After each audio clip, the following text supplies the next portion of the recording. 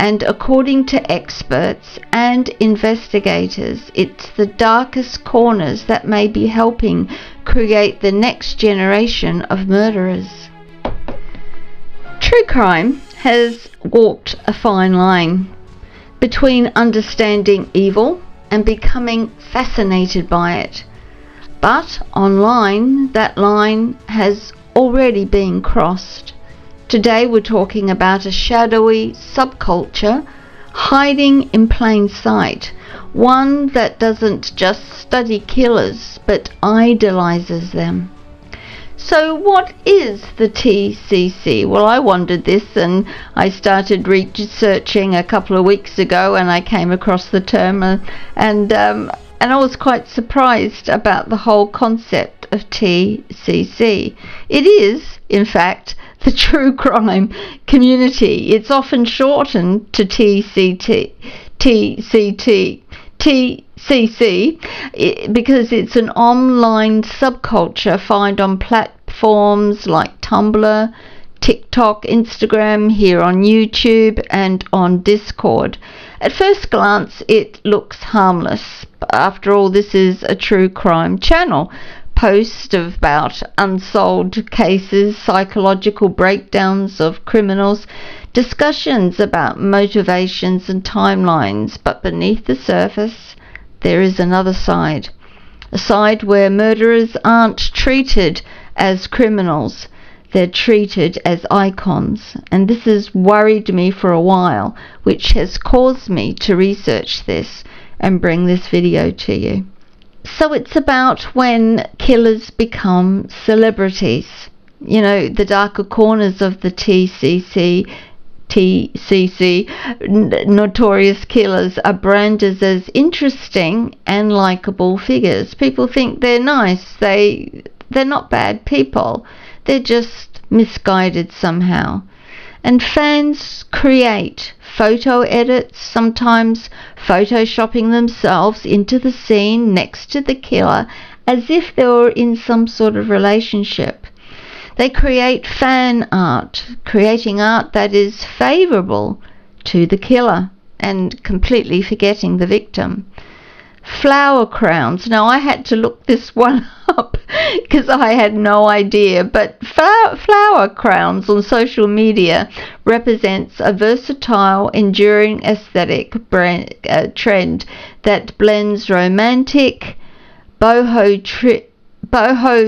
chic.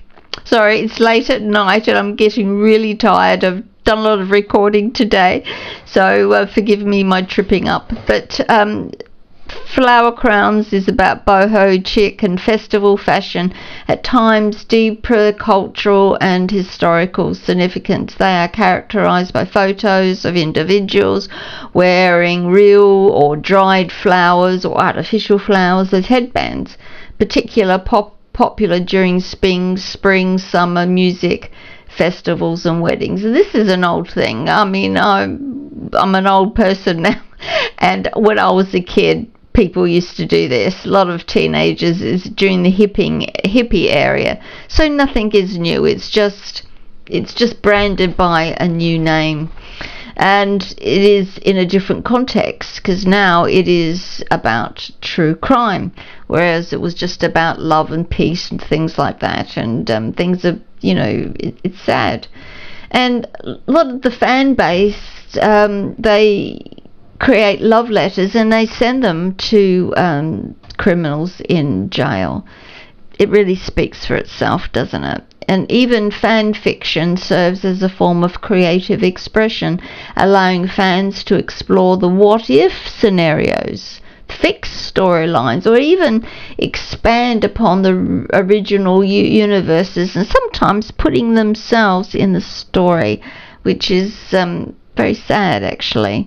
But the big problem is that murderers are stripped of their crimes and repackaged as misunderstood anti-heroes. One of the most disturbing examples of this is the Columbiners. A massive subset of TCC is dedicated to the 1999 Columbine high school shooting in the United States of America. Eric Harris and Dilla Klebold was responsible for that. More than 2 decades later, they are still idolised. Can you believe it? They are quoted, they are romanticised, they are turned into symbols. Symbols of what? I have no idea. But experts warn that obsession has contributed to a contagion effect, which is really, really worrying, where attackers don't just admire past killers, they actually want to become them.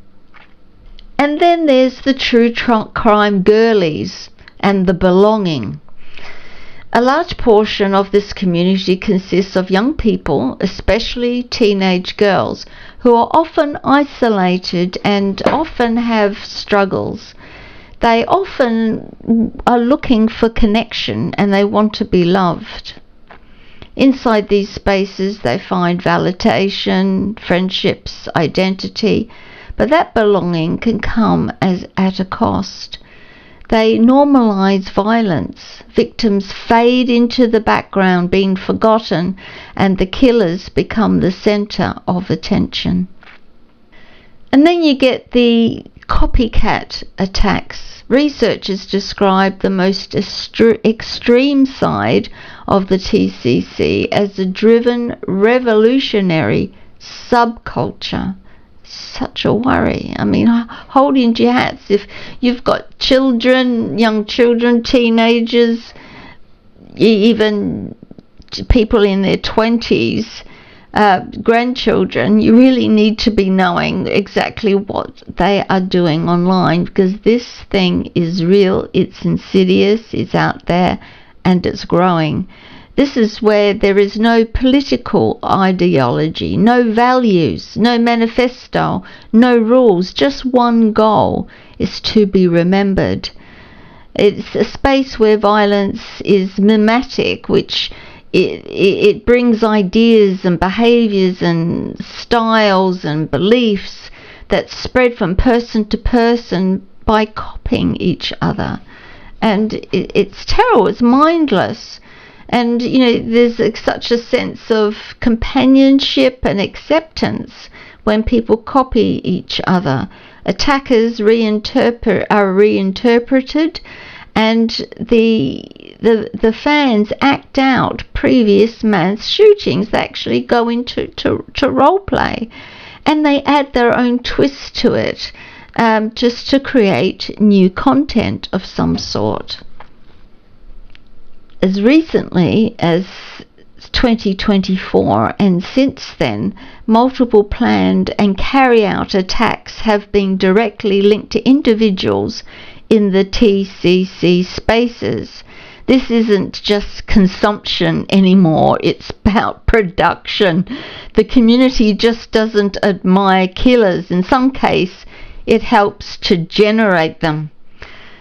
Without any values, without any rules, with copying killers. It's really worrying.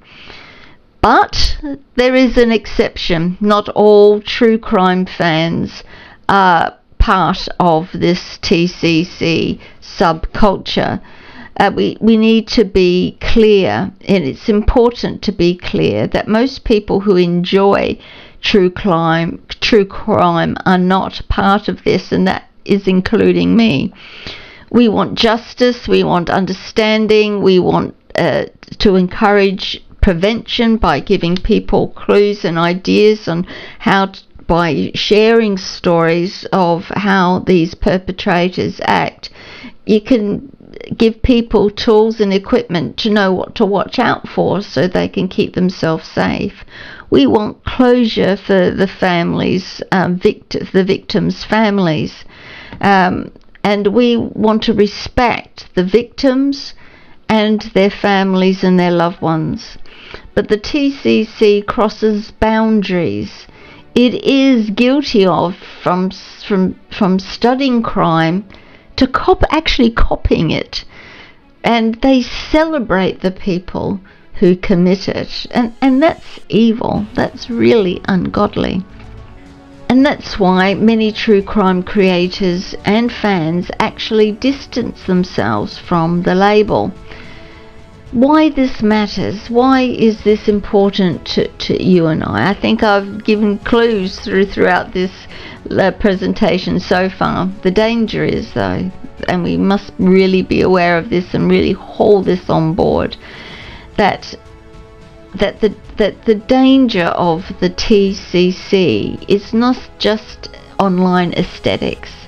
It's what happens when violence is rewarded with attention, when killers are turned into legends, when mass murderers become a path to fame.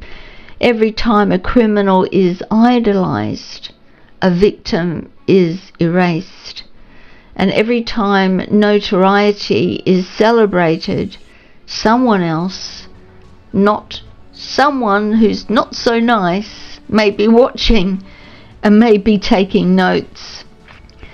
So let's give a final thought here. True crime should never be fandom. It should never have a fan base. The criminals should never have a fan base.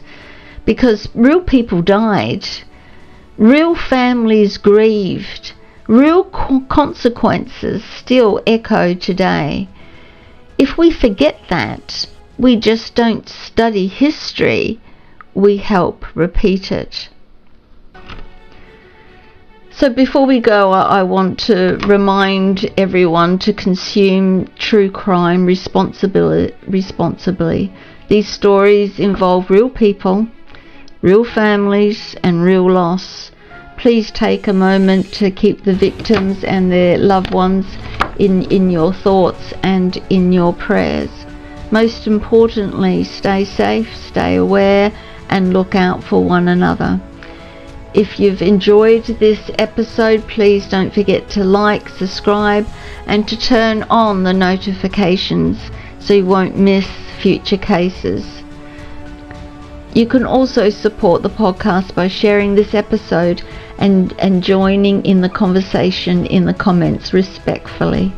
Thank you for listening. I'm Paula Rose, and this has been Fatal Files, and I'll see you in the next case. Bye bye for now.